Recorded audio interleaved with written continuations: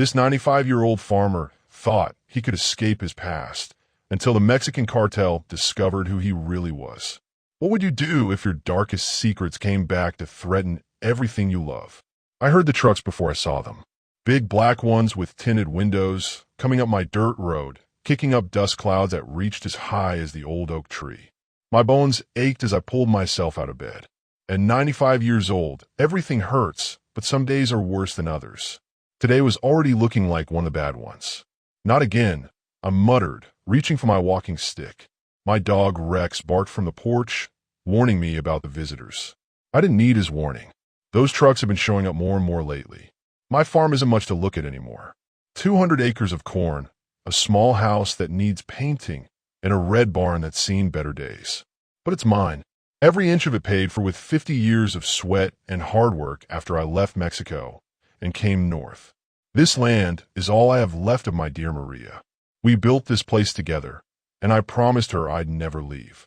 The truck stopped in front of my house, and 5 men got out. I recognized their leader right away. Eduardo Vega. Fancy suit, expensive watch, and that smile that never reached his eyes. The others were just muscle, young men with hard faces and guns barely hidden under their jackets. "Buenos dias, old man," Eduardo called out as I stepped onto my porch. Rex growled beside me. "Beautiful morning to reconsider my offer, don't you think?" I didn't answer, just stared at him. The Sinaloa cartel had been trying to buy my land for months. First with money, then with threats. Still not talking? That's okay. Maybe this will loosen your tongue. Eduardo snapped his fingers, and one of his men handed him a folder. He walked up to my porch and dropped it at my feet. "You should remember this, Jeff Torres." Those words hit me like a punch to the gut. Jefe Torres, a name nobody had called me in 40 years. With shaking hands, I picked up the folder and opened it. Inside was an old police badge. My police badge. Chief Miguel Torres, Sonora State Police, 1970 to 1984. Ow! The word escaped my lips before I could stop it. Eduardo's smile grew wider. My father kept very good records of the men who wronged him, especially the police chief who arrested him and sent him to rot in prison. He leaned in closer. "You thought you could just disappear, change your name, and play farmer for the rest of your life." Memories I'd buried deep came flooding back. The raids, the arrests, the death threats. The reason I'd fled north with Maria and our young daughter. "I'm just a farmer now," I said, my voice steadier than I felt. "Have been for decades. A farmer who owns the perfect piece of land for moving our products across the border." Eduardo looked out over my corn fields that stretched all the way to the tree line. "Such a shame your barn caught fire." My barn. I turned to look, and sure enough, smoke was rising from the far side of my property. The barn where I kept my tractor, my tools, my memories. Eduardo's men laughed as I watched my barn burn. "Next time it might be your house, Jeff Torres. Or maybe we'll pay a visit to that pretty granddaughter of yours in the city. Lucia, right?" The newspaper reporter. Ice filled my veins. They knew about Lucia. "You have 3 days to sign over your land," Eduardo said, walking back to his truck. "Or we'll finish what should have been done to you 40 years ago." As they drove away, I sank into my old rocking chair, the folder clutched in my hands.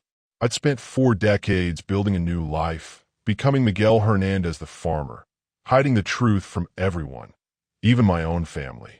Now it was all crashing down around me. And Lucia was coming to visit tomorrow. My sweet granddaughter who thought her abuelo was just a simple farmer with simple stories. How could I tell her that everything she knew about me was a lie? How could I protect her from enemies I'd made before she was even born? I looked down at the badge in my trembling hands. Chief Torres, the man I used to be, the man who knew how to fight back. Maybe it was time for Chief Torres to return. But as night fell and I stood among the smoldering ruins of my barn, I found something that made my blood run cold. A photo of Lucia leaving her apartment building, taken just days ago, with a red question mark drawn across her face. They weren't just threatening me. They were watching her too. How do you fight a war when you're 95 years old and the enemy knows exactly where to hit you? Tomorrow, when Lucia arrives, what will I tell her? And will telling her put her in even more danger? The smell of coffee woke me from a restless sleep. For a moment, I thought Maria was still alive, making breakfast in the kitchen like she used to. Then reality came crashing back. It wasn't Maria. It was Lucia, my granddaughter, who had arrived early while I was still asleep. Abuelo, she called when she heard me shuffling down the hallway. I made your favorite, strong coffee and huevos rancheros. Lucia looked so much like her grandmother. Same dark eyes, same gentle smile. At 32, she was already making a name for herself as an investigative reporter for a big newspaper in Dallas. Smart, fearless, and too curious for her own good. Just like I used to be. What happened to the barn? She asked as we sat at the kitchen table. I saw it when I drove in. Was there a fire? I stared into my coffee cup. This wasn't how I wanted to start our visit, but after finding that marked photo, I couldn't risk keeping her in the dark. Lucia, I said slowly, there's something I need to tell you. Something I should have told you a long time ago. But before I could continue, Rex started barking furiously outside. Through the window, I saw dust clouds rising from the road. The black trucks were coming back, a day earlier than promised. Who's that? Lucia asked, moving toward the window. Get away from there. I snapped, pulling her back. The fear in my voice surprised us both.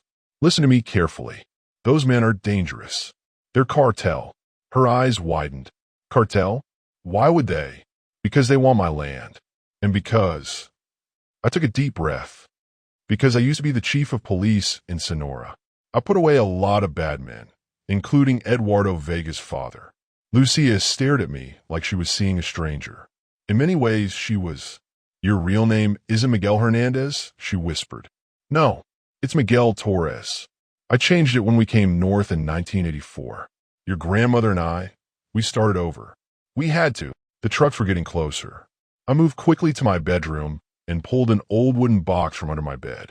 Inside was a revolver I hadn't touched in years. Abuelo, you can't be serious, Lucia said, watching me check the chambers. We should call the police. And tell them what? That men who don't officially exist are threatening a man who doesn't officially exist. I shook my head. The local police can't help us. Some might even be on Vega's payroll. The trucks stopped outside. I looked at Lucia, my heart breaking. I'm sorry for bringing this danger to your door. I thought the past was buried. I was wrong. To my surprise, Lucia's fear was replaced by determination. She pulled out her phone. We're going to fight back, Abuelo. But not with that gun. With this. She opened her camera app. I'm a reporter, remember? We need evidence.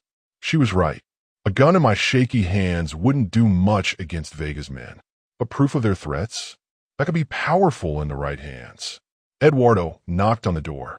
Torres, I know you're home. I see the car in the driveway. A visitor? Your granddaughter, perhaps. I motioned for Lucia to start recording. Then I opened the door.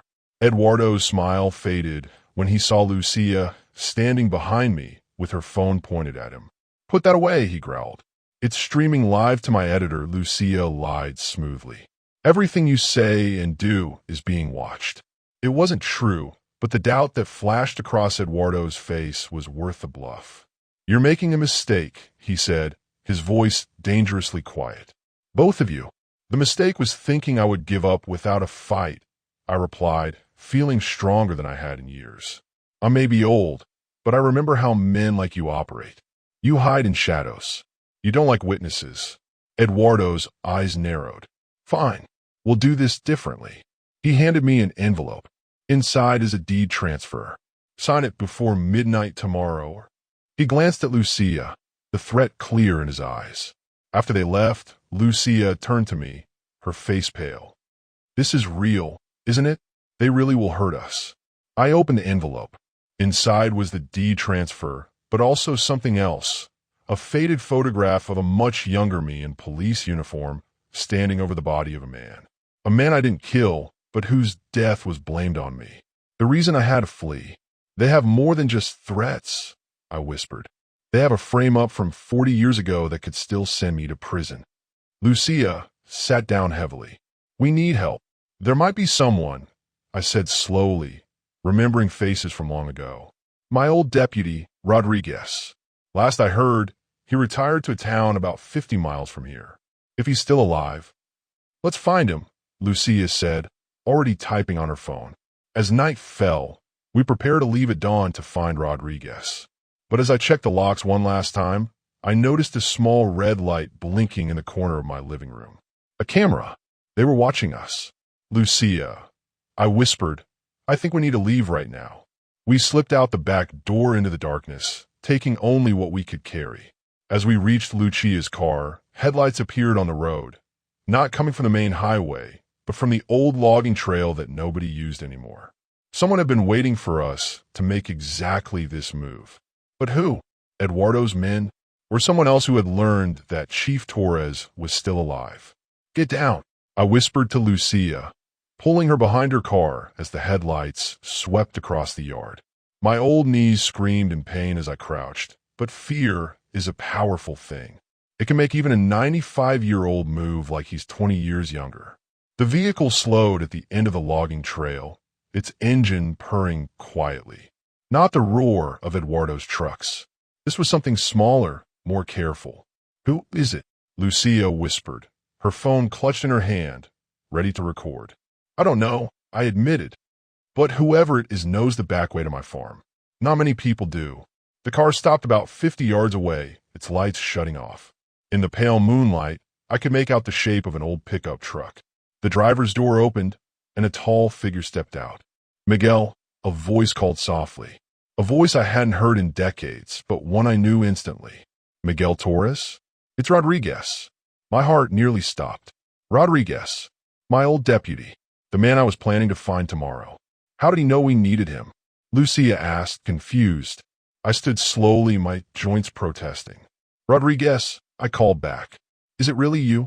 The man approached, and as he got closer, I could see the years had changed him. His hair was white now, his face lined with wrinkles, but he still walked tall, still had the watchful eyes of a cop. Chief, he said, reaching out to shake my hand. It's been a long time. How did you find me? I asked. How did you know I needed help? Rodriguez glanced around nervously. We need to move. Now, your farm is being watched, and not just by Vega's men. What do you mean? I demanded, but Rodriguez was already helping us into his truck. I'll explain once we're safe, he said, starting the engine. But right now, we need to disappear. As we drove away from my farm, perhaps for the last time, I looked back at the little house where Maria and I had spent our golden years. The place where I thought I'd die peacefully in my sleep someday. Now, it was just another thing the cartel was taking from me. Rodriguez drove us deep into the countryside, taking back roads I didn't even know existed. Finally, after nearly an hour, we pulled up to a small cabin hidden among pine trees. My fishing cabin, he explained as he ushered us inside. No one knows about it except my son, and he's in Alaska. The cabin was simple, one room with a wood stove, a table with chairs, and a couple of beds. Rodriguez lit a lantern, casting warm light across the space. Now, I said, sitting down heavily at the table, tell me how you knew to come for us. Rodriguez poured 3 cups of coffee from a thermos. I've been keeping tabs on you for years, Chief. Ever since you disappeared. I knew you weren't dead, no matter what the official story said. But why tonight? Lucia pressed. How did you know we were in danger? Rodriguez looked at me, his eyes serious. Because Vega's father is out of prison. Got released last week on a technicality. First thing he did was put out word he was looking for the cop who put him away 40 years ago. I felt the blood drain from my face. Carlos Vega is free? Rodriguez nodded. And his son Eduardo has been running the business while Daddy was locked up. Now, they're reunited and twice as dangerous. Lucia looked between us. So there are 2 Vegas after you now? It gets worse, Rodriguez said, pulling out his phone and showing us a news article. 3 days ago, the current police chief of Sonora was found dead. Shot execution style. The same day, 2 judges and a prosecutor from back in our day were also killed. My mouth went dry. They're eliminating everyone who helped put Carlos away. And anyone who might remember the real story, Rodriguez added meaningfully. What real story? Lucia asked, her reporter instincts kicking in. I exchanged a look with Rodriguez. There were things I'd never told anyone, not even Maria. Things about that final case that had made me flee Mexico with my family. Carlos Vega wasn't just another cartel boss, I said slowly. He had connections, high-level government connections. When we arrested him, we found a book, names, dates, amounts. Everyone he'd paid off, including the governor, Rodriguez added, and federal officials, even some American Border Patrol agents. Lucia's eyes widened. You had proof of corruption at the highest levels. I nodded. That's why they framed me for murder. To discredit anything I might say. To make sure that book never became public evidence. But you kept it, Rodriguez said. It wasn't a question. I stayed silent for a long moment. Then, yes, I kept it. Where? Lucia asked. I tapped my temple. Up here. I memorized the important parts before they took it from me. Names, dates, amounts. And I wrote it all down again once I was safe. You still have this evidence. Rodriguez looked shocked. After all these years, hidden, I confirmed, where no one would think to look. In the farm, Lucia asked, alarmed. We just left it behind. I smiled for the first time that night. No, Mija, not at the farm. Somewhere much safer. At that moment, a twig snapped outside. Rodriguez immediately doused the lantern, plunging us into darkness. We froze, barely breathing, as footsteps approached the cabin. Police, a voice called. Open up. Rodriguez pulled a gun from his waistband. That's not the police, he whispered. They wouldn't have found us this fast. I looked at Lucia, fear gripping my heart. Had I just let my granddaughter into a trap? And was the evidence I'd hidden for 40 years, evidence that could bring down not just the Vegas but corrupt officials on both sides of the border, about to die with us? The windows shattered first. Glass sprayed across the cabin floor as bullets tore through the darkness. I grabbed Lucia and pulled her down behind the old wood stove, the only solid cover in the small space. Police, the voice called again, but the gunfire told a different story. Rodriguez fired back, 2 quick shots through the broken window. Back door, he hissed at us. There's a tunnel under the woodpile. Old smuggler's route. Go. I hesitated. I couldn't leave him to face them alone. Go, Rodriguez insisted. The book is more important than either of us, Chief. You know that. He was right. The evidence I'd hidden could bring down not just the Vegas, but an entire network of corruption that had festered for decades. I grabbed Lucia's hand and we crawled to the back of the cabin. The door that was little more than planks nailed together, opening to a small clearing where firewood was stacked against the wall. Move the wood, I told Lucia as Rodriguez exchanged more gunfire with our attackers. Together, we pulled away split logs until we found the trapdoor beneath. It was heavier than I expected, and my old arms strained to lift it. I've got it, Abuelo, Lucia said, taking over. The trapdoor revealed a dark hole with a ladder leading down. The smell of damp earth rose from below. Ladies first, I said, helping Lucia onto the ladder. Just then, the front door of the cabin burst open. I heard Rodriguez shout, followed by 2 gunshots and a heavy thud. Rodriguez! I called out. No answer. The tunnel below was pitch black, but we had no choice. I followed Lucia down the ladder, pulling the trapdoor shut above us. Moments later, we heard footsteps overhead. Down here, someone shouted. They went down here. We had seconds, maybe less. I fumbled in my pocket for the small flashlight I always carried, a habit from my police days that had never left me. The beam revealed a narrow dirt tunnel stretching ahead. Run, I whispered to Lucia. We moved as fast as we could, which for me wasn't very fast at all. My breath came in ragged gasps, my heart pounding dangerously in my chest. Behind us, the trapdoor was flung open, and light poured into the tunnel. There they are, a voice shouted. A bullet whizzed past my ear, embedding itself in the dirt wall. I'm slowing you down, I gasped to Lucia. Go ahead. Not a chance, she replied, gripping my arm tighter. We do this together. Ahead, the tunnel forked. Without hesitation, I pulled Lucia to the right. This way. How do you know? She asked as we stumbled forward. Smugglers' tunnels always have a pattern, I explained between labored breaths. Right, then left, then right again leads to water. Sure enough, after 2 more turns, We emerged into a wider space where a small underground stream flowed. The water was only ankle deep, but the current was strong. Follow it downstream, I instructed. Water always leads the people. We waded into the cold stream, the water numbing my aching legs. Behind us, voices echoed in the tunnel, confused by the fork. They went left, someone shouted, guessing wrong. For now, we had a lead, but it wouldn't last long. These men were professionals. They'd figure out their mistake quickly.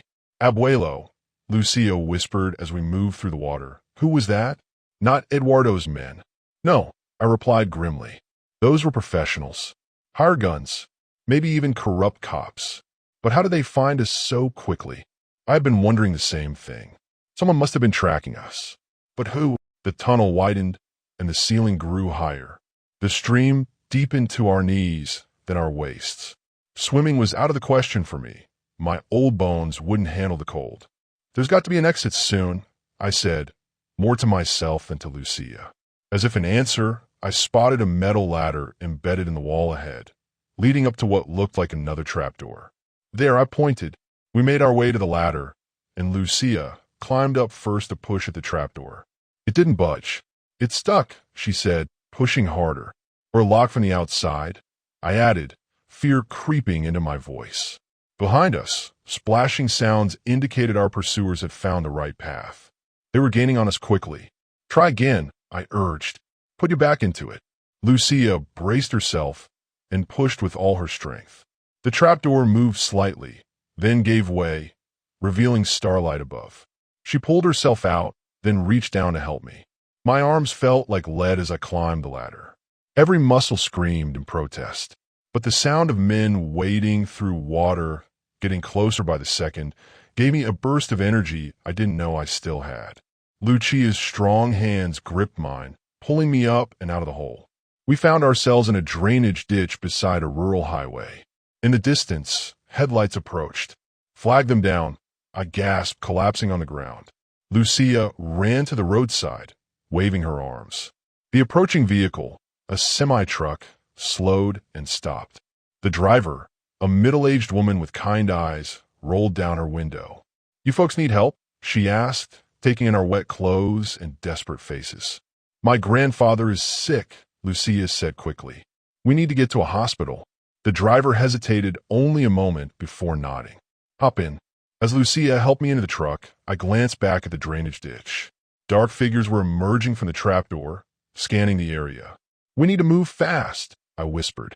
The truck pulled away, leaving our pursuers behind for now. But they had found us once. They could find us again. Where to? The driver asked. I exchanged a look with Lucia. Where could we go? Who could we trust? Rodriguez was likely dead, and anyone connected to my past life might be compromised. Then I remembered. The book. My hidden evidence. If we could get to it, we might have leverage, something to bargain with, or at least expose the truth if the worst happened. Santa Fe, I said, naming a city about 3 hours away. We need to get to Santa Fe. The driver nodded and settled in for the drive. As highways rolled by, I finally had a moment to breathe, to think. Abuelo, Lucia said quietly, so the driver couldn't hear. You never told me where you hid this book. I smiled tiredly. I didn't hide a book, Mija. I hid the information. Where? In plain sight. In the one place no one would think to look. I tapped my chest. In Maria's grave. Lucia's eyes widened. Abuela's grave? How? When she died 15 years ago, I had something engraved on the inside of her casket. Names, dates, account numbers. Everything needed to expose the Vegas and their network. But why there? Lucia asked, horrified. Because no one would look there, I explained. And because I knew someday I might need to prove my innocence. To explain to you and your mother why I did what I did. Why I lied about who I was all these years. Lucia took my hand. I understand now. I squeezed her hand in return, but my relief was short-lived. A thought occurred to me that turned my blood to ice. The cemetery, I whispered. It's on the edge of my property. What are you saying?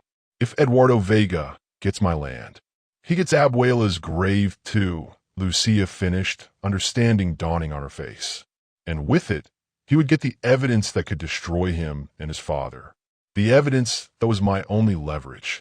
Our only hope. We need to get there first, I said urgently, before they realize what I've done. But as the truck rumbled through the night, a new fear gripped me. What if someone already knew? What if that was why they wanted my land so badly? Not for smuggling routes, but for what was buried there. And if they knew about the evidence, they knew about Maria's grave, which meant we were already too late. The phone rang just as we were checking our old guns one last time. My heart jumped when I heard Commissioner Diaz's voice after all these years. "Torres, I got your message," he said, his voice low and quick. "I can't help you officially. The rot goes too deep, too high up." My hopes sank, but then he added, "But I'm turning in my badge tomorrow. Tonight, my security team won't ask any questions." Do you understand what I'm saying, old friend? I understood perfectly. Without saying it directly, Diaz was giving us one night to act with protection from the law. One chance to make things right. "Thank you," was all I could say. Rodriguez looked at me when I hung up. "So, we move tonight," I told the 4 men gathered in the small cabin. Lucia frowned at me from where she sat with her laptop. "Abuelo, you're 95 years old. Let me send all this evidence to the federal police instead." I shook my head. Evidence can disappear. Files get lost. People get paid off. We need to catch Eduardo with proof no one can ignore. The truth was harder to admit. I wanted to face the man who had burned my barn, threatened my granddaughter, and tried to steal my land. The man who knew my darkest secret. As darkness fell, 5 old men climbed into Rodriguez's truck. Our bones ached, but our eyes were sharp. We had spent decades pretending to be regular people, a farmer, a mechanic, a store owner, but underneath we were still the officers who had once fought the cartels together. "Remember," I told them as we drove toward Eduardo's huge house on the hill, "we're there for evidence only. No shooting unless absolutely necessary." The others nodded, but I saw the doubt in their eyes. They knew me too well. Eduardo's compound was surrounded by a tall fence with guards walking around it. But Rodriguez had found us a way in through an old drainage pipe that ran under the property. One by one, we squeezed through it, our old bodies protesting every inch. "I'm too old for this," wheezed Garcia as we emerged into a garden. "We were too old 20 years ago," Mendoza whispered back. Despite our age, we moved like shadows across the grounds.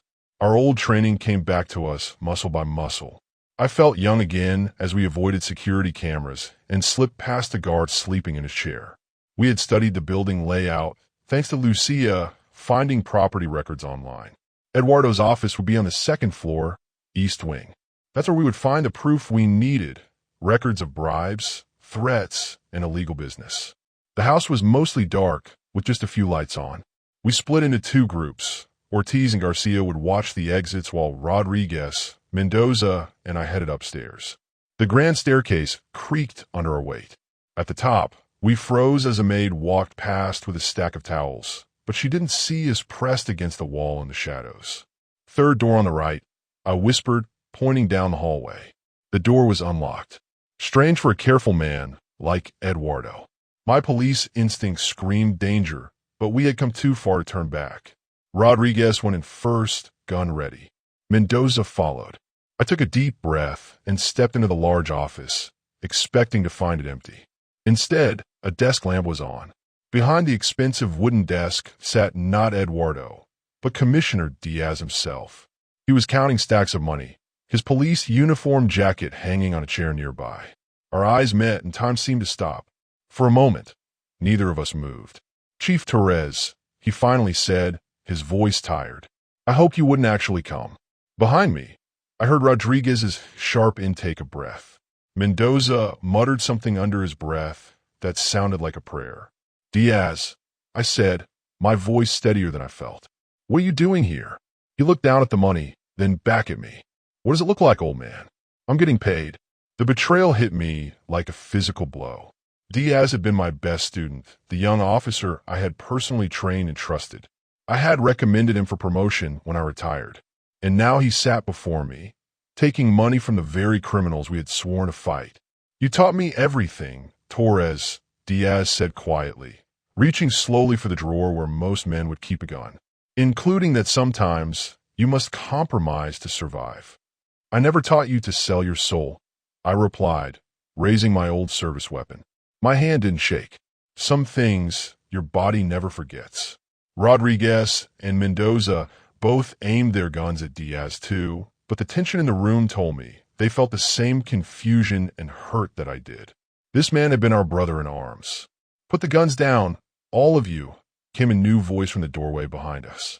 This reunion is touching, but unnecessary. I didn't need to turn around to know who it was. Eduardo Vega walked into the room, followed by two men with automatic weapons. We were surrounded. Eduardo laughed as he looked at us. Old men with old guns, caught in his trap. 2 generations of police, he said, walking to stand beside Diaz. Both in my pocket now. Your mistake, Torres, was thinking you were the only one who knew how to keep secrets. Diaz wouldn't meet my eyes anymore. His face was a mask of shame mixed with determination.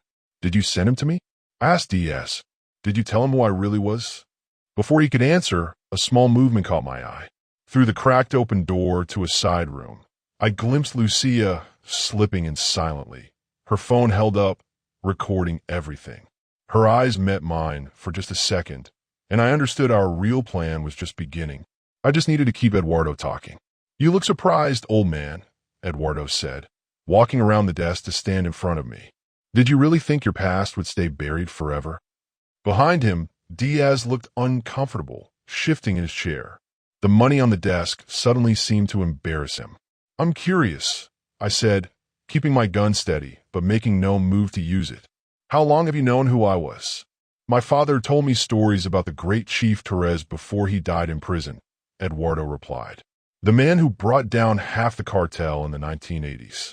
When I saw your name on old land records, I got curious. So this isn't about the farm at all, Rodriguez said, understanding dawning on his face. The farm. Eduardo laughed. That worthless piece of dirt. No, this is about legacy. My father died because of Torres. Now I get to decide how Torres dies. From the corner of my eye, I could see Lucia still filming. Every word was being captured. Nobody needs to die tonight, Diaz said suddenly, standing up. We had a deal, Vega. The old man signs over his land and disappears quietly. No killing. Eduardo gave him a look of fake surprise. Plans change, Commissioner. Did you really think I let them walk out of here to tell everyone about our arrangement? Diaz's hand moved toward his gun, but Eduardo's men raised their weapons first. Don't, Eduardo warned. Remember who really runs this region now. Outside, we heard shouts and the sound of running feet. Eduardo frowned and walked to the window. What now, he muttered. That distraction was all I needed. I nodded at Rodriguez and Mendoza. In one smooth motion, we dropped to the floor as Diaz pulled his gun and fired at Eduardo's men. Gunshots filled the room. I crawled toward Lucia's hiding spot while bullets flew overhead. Did you do it? I asked her over the noise. She nodded, eyes wide but determined. Live streaming to my newspaper's website. The editor has already called the federal police. Eduardo was shouting orders into a radio, his face twisted with rage. One of his men lay on the floor, not moving. The other was exchanging shots with Diaz, who had taken cover behind the desk. We need to get out now, I told her. Stay low and head for the door. More gunshots came from downstairs. Ortiz and Garcia must be in trouble. The sound of sirens grew in the distance. We had almost reached the door when Eduardo spotted us. His eyes locked with mine, filled with hatred. Torres, he yelled, raising his gun. 3 shots rang out at once. One from Eduardo, one from me, and one from Diaz. Eduardo fell back against the window, a look of surprise on his face. He touched his chest where blood was spreading across his expensive shirt. Just like your father, I told him as he slid to the floor. Too confident to be careful. The sirens were very close now. Flashing lights filled the room from outside. Diaz stood up slowly, his own shoulder bleeding where a bullet had grazed him. Go, he told me, gesturing to a back staircase. I'll tell them you were never here. I looked at him, this man who had been both corrupt and, in the end, honorable enough to help us. No more running, I said. No more secrets. Federal agents swarmed into the room seconds later, shouting for everyone to get down. Lucia stepped forward, phone still recording. "I'm Lucia Torres from the National Journal," she said calmly. "I have evidence of everything that happened here tonight and the threats made against my grandfather." Dawn was breaking as we sat in the back of an ambulance.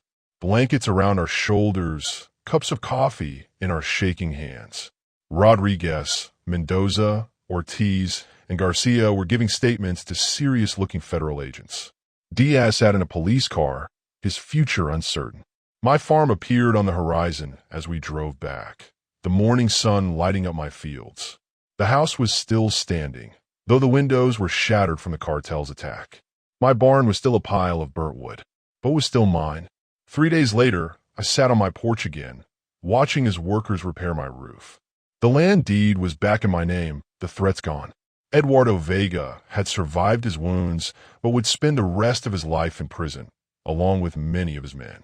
Lucia joined me, sitting in the old chair that had been Maria's favorite.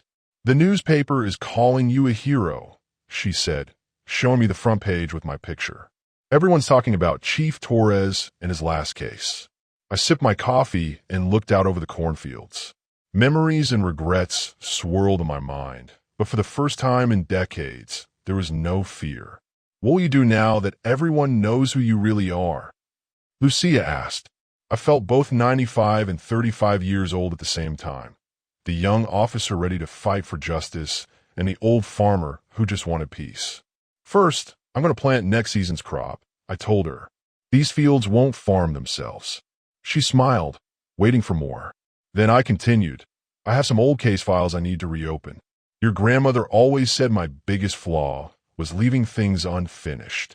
In the distance, a truck approached, Rodriguez and the others returning with lumber to rebuild my barn. "I'm not the only one with unfinished business," I said. "There are other cartels, other corrupt officials. We may be old, but we remember how to fight." Lucia squeezed my hand. "Just promise me one thing, Abuelo." "What's that?" "No more secrets," she said. "From now on, we face things together." I looked at her determined face, so like her grandmother's, and nodded. Together, I agreed. No more secrets. As my old team pulled up to the house, I stood straighter than I had in years. The weight of my hidden past was finally gone. At 95, I had thought my life was nearly over.